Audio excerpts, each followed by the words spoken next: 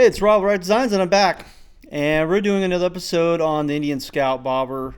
And I got a super great deal on the piggyback shocks for the Indian. And they had a coupon going on, and I couldn't pass them up. We thought, what the hell, we'll go ahead and install these, do the adjustments. And I made a pretty cool tool that was on Thingiverse to do the measurement, the initial preload measurement. So it's going to be kind of interesting. Stay tuned, and here we go.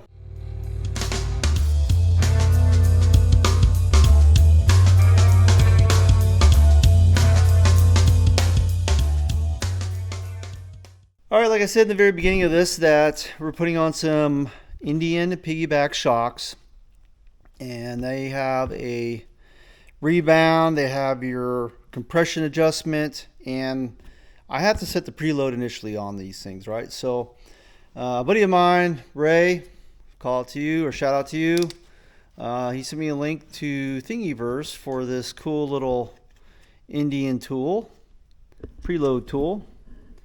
And basically all it is you put the one bolt, or you put this on the one bolt and this on the other bolt of your shock. And I'll kind of go through a little tutorial. And the reason why for this is so you can kind of do it yourself. So basically you're going to put this on the, if I can get it lined up, the one bolt. Okay. And then, hold on one second.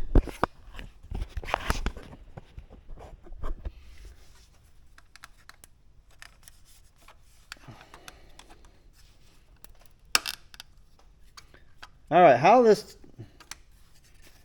tool works, and I did some calculations and adjusted the actual print itself because I added another line here for 282. When I initially got this print, I had 292 and 278.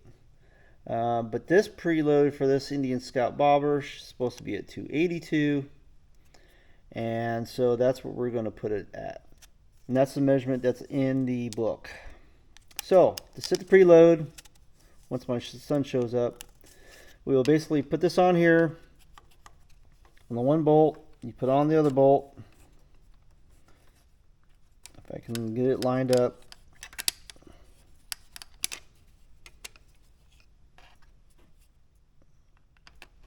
Okay, and that's set, right? So right now, with nothing on the bike, we are just above 282. We're probably at, I don't know, 285. Okay, because this line has to equal this line here. If I want a 278, this line would have to go to this one because this was the original line that the print was made with. And if I want 292, which I don't know what measurements that's for, then this would have to come down. If I can get it to come down. Oh, I can't because of my little measurement thing. So I made this one special just for this bike because I added the 282 right here. So it's hitting this stop. But if I wanted to go to, let's say 278, then I would line these lines up. So what I need to do is 282, and right now in its standard position with nobody on the seat, that's where we're at. So this is just a handy tool. It's kind of a gee whiz, put it in your toolbox, use it once maybe, but you could do this by yourself basically. That's the intent of this tool. I did make it out of PLA on my bamboo 3D printer. So we're going to try it out, and this is going to be part of this video. So, okay, now all we have to do is take off the shock and put the new shocks on. So I already have my bike on a center stand, and we're going to start loosening these bolts. And if I have to, I will move the stand up and down to get the new shock on. Okay, take that out.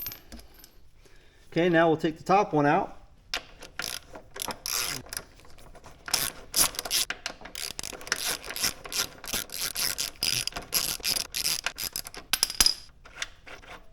Note to self, there is a spacer on the back side of the shock. And there you go. Okay, with the shock, this preload's already set up. I haven't set it up. I mean, this is how it came. So guys, sometimes we'll put it like so with the adjuster up here.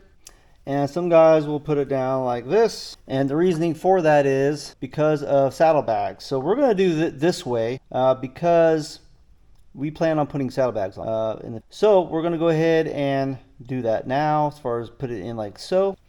Just to kind of go over these adjustments, which is kind of neat. You're going to have, you know, soft and hard, and they're just clicks. Right now I have it set fully negative. So if I'm adjuster negative, it's this way. Oh, that's for the compression adjuster. Okay, I get it now. But basically these are just dials. Simple, quick and fast adjustment. You'll also have clicks on the bottom. It has rebound, negative. That should be really soft. And should be really hard. I don't know for sure until we get on the bike, and I'll let you know that for sure. I know one way soft, one way's hard. Okay, pretty simple. No brainer. All right, now we're just going to go ahead and install these, and I'm going to install them the way that they came off. All right, I'm going to add a little blue Loctite to both bolts. Okay, when installing this shock, you're going to want to have the long bolt on top and the short one on the bottom, of course. And you might have to adjust up and down depending, which looks like we might have to. My jack. So we're just going to go up a hair.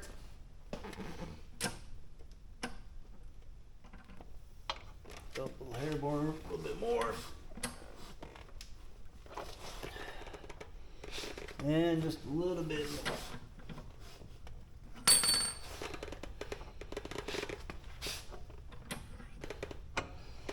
And there we go. We should be able to find right there. Okay. Pretty easy install. Just kind of snug those up.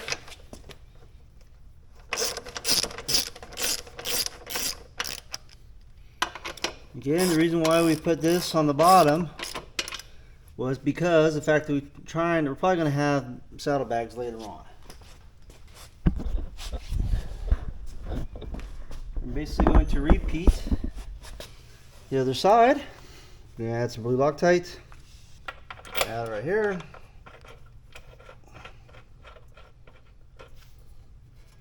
And we'll have to go back up a little bit.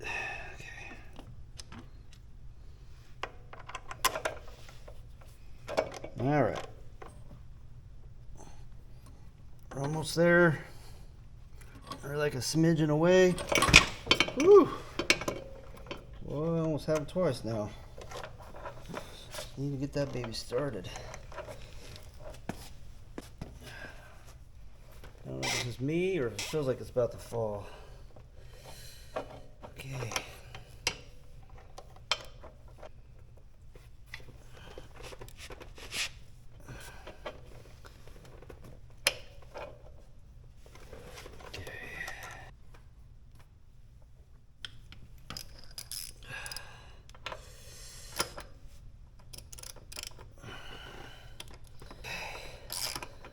Whew.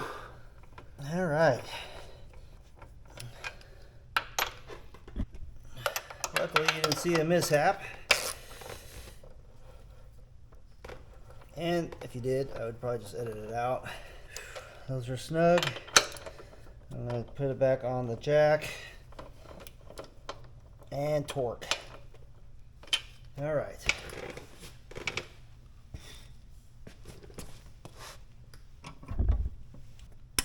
To lower this down and get her back on the ground. Okay, she's on the ground again. All right, show you the torquing, and then that should be really about it. We'll do all the setup. Torque for the bolts for the shock is 65 foot-pounds. And that's for upper and lower. Okay, we'll repeat that on the other side.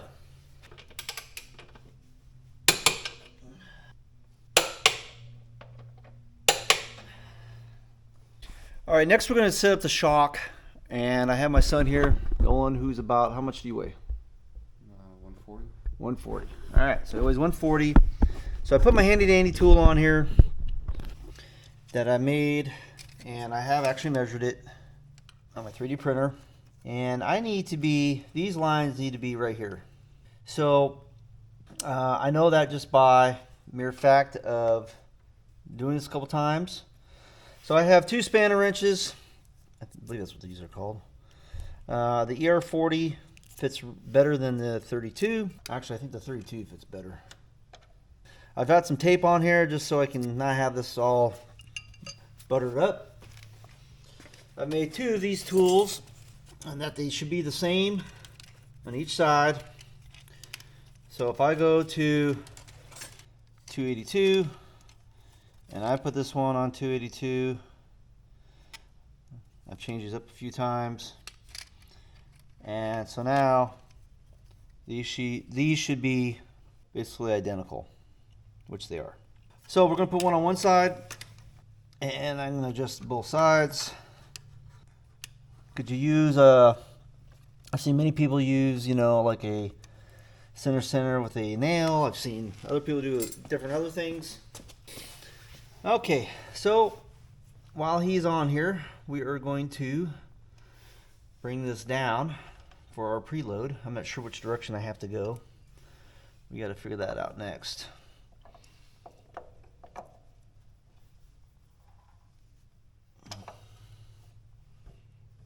I had to figure out what direction I had to go with the preload nut.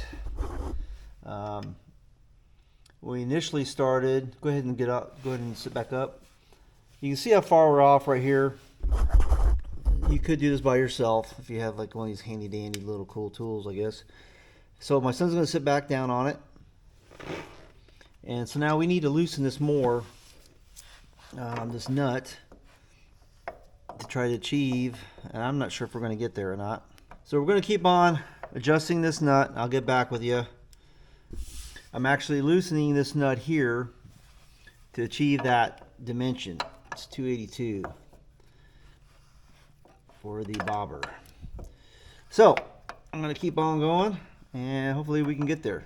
All right, so we've achieved our preload with basically taking out all that we could take out of it. That is my mark right here, 282. And as he grows and gains more weight, we'll have to adjust this, or also we'll probably have to adjust this if we add bags and some other stuff on it, because the weight will change, of course. Of course, when I sit on it, the mark moves about to right here, and so I would have to, increase that preload. But for now, this is where we're probably I'm gonna lock this down right here, and at least on this side. And basically you have to have 2 of these suckers. We'll take our tool off for a second and just lock it down. It ain't gonna go nowhere anyway, but that's locked. So we'll check the other side and we'll finish up. Again, on this side, we might do just a hair adjustment, because right now it actually needs to move. We've actually gone a little further where that's actually a good thing. So I'll increase the preload, and as he has, go ahead and bounce up on it, down, up and down. Okay. So it's kind of settling out. I'm going to probably leave it just because it's going to be the same as the other side. This is made out of plastic. It's not like perfect per se, so there's a little wiggle room. So we're going to try that and go from there, because they are equally the same, both sides, the shocks are, for the preload. So that's where we're going to end up at. I'm going to lock this down here and call this a day for this shock preload. So we'll lift this up. So you get my spanners on here. And we'll lock this down. Am I going the wrong way? I think so. I just moved it a hair. Okay, that's locked in. We'll check it again. Bring our little handy dandy tool down. And go and bounce up on it, up and down again. Okay, and there, it looks pretty good. I'm gonna roll it. For this pre-made tool, it actually works fairly well. Again, this is 282 here, this is 278, and then this is 292, and I don't know what you would use 292 for. But that's how I designed this, was make another notch. And it works pretty good. I mean, it's not, again, perfect, but it's something that could be, if you made two of them, you can put on both sides, you can, you know, adjust it accordingly. Other than that, on the shock, we're going to have to go test ride it. And you'll have these adjustments here. If you want it really stiff, go ahead and go up and down. Okay, and then we're going to adjust it all the way the other way. Go ahead. So it makes it a little stiffer. We're going to put it right in the middle for right now. The other adjustment you have here is your compression. So right now, we're going to go the opposite direction, and let's just see what happens with the shock. Yeah, it's a little bit made a little different. Go ahead and do it again. A little more dampening. So we'll just go ahead and go again right in the middle and see where that goes, and we'll adjust as we go around curves and see what happens with this bike. So still, I think the shock is going to be better than the actual stock shock, and time will tell. So with that, that will end this episode with Reyff Designs and my son.